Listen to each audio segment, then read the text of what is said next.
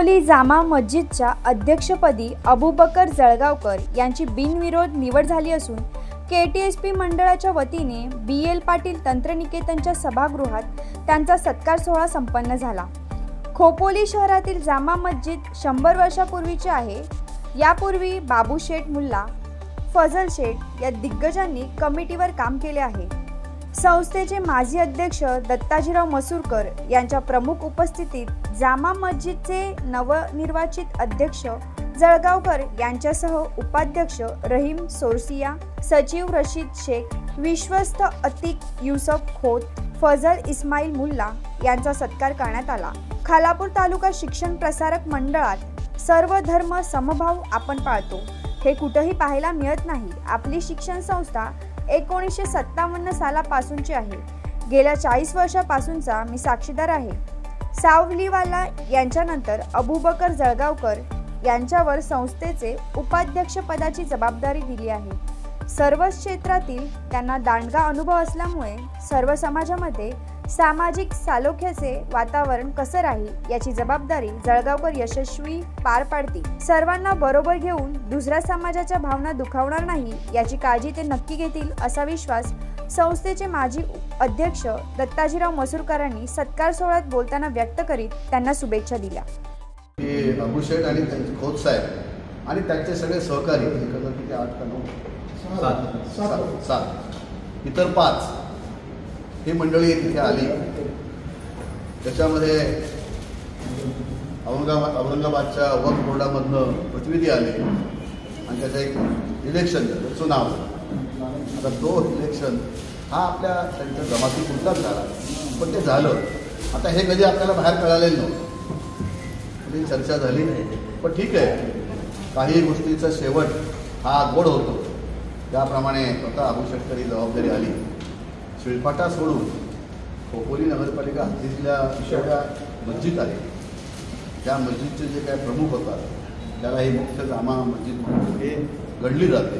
आणि खरं आहे, हे दाऊदशेठ असल्यापासून पुढे बाबूशेठ, फजल शेठ आणि सर्व मुस्लिम समाज जो वेळोवेळी इथे आला वाढला, त्याच्यामध्ये ही मस्जिद जी आहे खोपोलीची ही मुख्य मस्जिद आहे। आणि तिथे त्याचं प्रमुख पद बाबूशेठला आल्यामुळे सर्व समाजामध्ये सलोख्याचं वातावरण कसं राहील, जे आधी होतंच, पण त्याला थोडंसं गाडबोड लागलं होतं। आता असं कधीच काय होणार नाही याची शाश्वती मुस्लिम समाजामध्ये मोठ्या प्रमाणात आल्यामुळे त्यांनी यांना एक मतानं म्हणजे बहुमतानं सगळ्यांनी मिळून हे 7 मेंबर निवडून दिले। पुढे एक चांगली गोष्ट घडली, कुठल्याही याचा अध्यक्ष व्हायचा म्हणजे एक फार मोठे संघर्ष असतो, परंतु जामा मस्जिदच्या ट्रस्टचा अध्यक्ष हा त्या जमलेल्या 7 लोकांमधनं त्यांनी बिनविरोध यांची निवड केली उपाध्यक्ष। पण आपल्याला भूषण यासाठी आहे की आपल्या संस्थेचे ते उपाध्यक्ष आहे। खऱ्या अर्थानं सर्व धर्म समभाव आपण पाळतो हे कुठं तसं पाहायला मिळणार नाही। 57 सालापासूनची असलेली एवढी मोठी संस्था, त्या संस्थेमध्ये आपण माझ्या सावलीवाला साहेब सोडले तर मला नाही आठवत ही जबाबदारी आपण कोणावर दिली होती। योगायोगाने 82 पासूनचा मी साक्षीदार, पण सावलीवाला साहेबांनी सुद्धा अतिशय चांगलं इथं काम केलं आणि त्याच्यामध्ये कुठल्याही परिस्थितीमध्ये